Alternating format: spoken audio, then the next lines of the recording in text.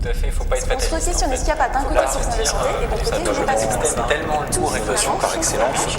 Les gens autour de la table, transgresser. Le problème, c'est comment on fait après. 2023, année intranquille, de basculement violent, de montée de tension, de la peur face à un avenir inconnu. Et le monde de la santé n'a pas été épargné. La crise continue des urgences, été comme hiver. La remise en question de l'accès aux soins pour tous et pour toutes, et notamment envers les plus précaires, avec la volonté de suppression de l'AME. Un ministère de la Santé aussi instable que le système qu'il est censé défendre. Un départ de soignants toujours plus important, avec une perte grandissante d'espoir. Mais ce n'est pas que ça. 2023, c'est aussi la fin du Covid comme urgence sanitaire, même si la pandémie continue. C'est aussi le déploiement en France d'initiatives militantes comme Médecins Solidaires. 2023, c'est aussi l'année de la création de notre collectif, de rêveurs, de naïfs chevronnés qui veulent insuffler un nouveau souffle dans un système en asphyxie. Cette saison 1 a été marquée par 3 talk-shows inédits, une quinzaine d'interviews de soignantes et de soignants inspirants. Toujours avec cette volonté de proposer de la qualité, fond comme forme, de donner la parole aux soignants et aussi aux patients, de ramener du dialogue dans un secteur où on ne se parle plus. L'acte 1, ou le début de nos aventures sur Twitch, ça nous a tellement plu qu'on s'est dit qu'on voulait aller plus loin et monter un vrai média indépendant pour prendre la parole sur la santé. Notre première vidéo, c'était sur un toit avec une violoncelliste pour raconter nos valeurs, nos espoirs et nos envies en tant que jeunes soignants. Parce qu'on avait envie de prendre la parole et de la donner à celles et ceux qui ne l'ont pas, de raconter les histoires derrière les chiffres et les réformes. Et on a découvert la réalité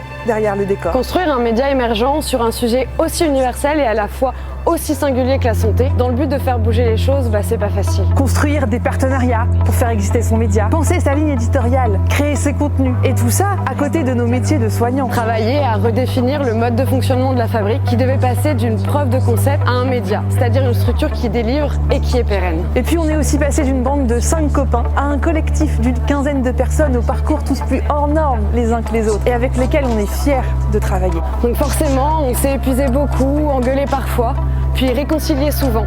Mais on a toujours gardé en tête cette volonté de bousculer le monde de la santé, d'y apporter plus de diversité, d'inclusivité, les clés de compréhension sur ce système qui nous est cher. Et surtout, on est toujours surmotivé pour réaliser nos rêves. C'est pour cela qu'on a juste pris une petite pause dans la création de contenu, pour repenser tout ça, déconstruire ce qui n'allait pas et reconstruire en gardant que le meilleur. Notre raison d'être, c'est de cultiver notre système de santé dans ce qu'il porte de singulier en valeurs. Solidarité, accessibilité, diversité. C'est à cette image que nous délivrons des informations avec rigueur scientifique et authenticité. Notre méthode, un dialogue explicite avec l'ensemble des acteurs de l'écosystème de santé pour interroger le rôle et la responsabilité de chacun. Alors le cap est clair, préserver la santé de sa financiarisation effrénée et promouvoir l'innovation des solutions pragmatiques. Alors avec la Fabrique des soignants, c'est ainsi que nous façonnons la résilience de notre système de santé. Au cœur de notre connexion se trouve notre engagement commun pour une vision plus juste et plus audacieuse de la santé. À travers des formats dynamiques et variés, nous aborderons des thèmes qui nous tiennent à cœur. Cette année, notre focus se tourne vers le vécu des études en santé qui impactent celle des jeunes et leur identité en tant que citoyens, avec une volonté ferme de remettre en question le mythe de la vocation. Nous explorons collectivement les liens entre environnement et santé,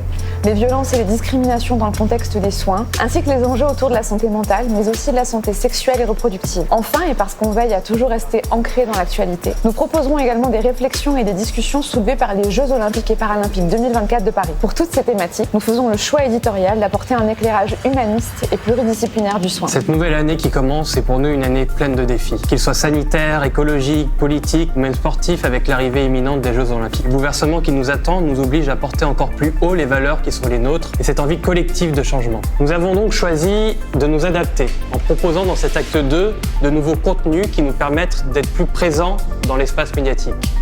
En plus des grandes émissions qui nous ont fait connaître en saison 1, nous vous proposerons dans les jours qui viennent des formats plus accessibles, parfois moins produits ou plus courts, mais qui nous permettront d'être plus souvent en lien avec toutes les personnes qui nous suivent et qui nous soutiennent. Parmi tous ces formats, vous retrouverez régulièrement sur tous nos réseaux sociaux les éditos écrits de la Fabrique. Vous aimez l'apéro, vous aimez apprendre, alors vous allez adorer les apéros topo de la Fabrique des soignants. 1 heure, une personne inspirante, un membre de notre collectif pour animer et 2 cocktails sans alcool. C'est la recette de ce nouveau format que vous pourrez bientôt retrouver sur notre chaîne Twitch.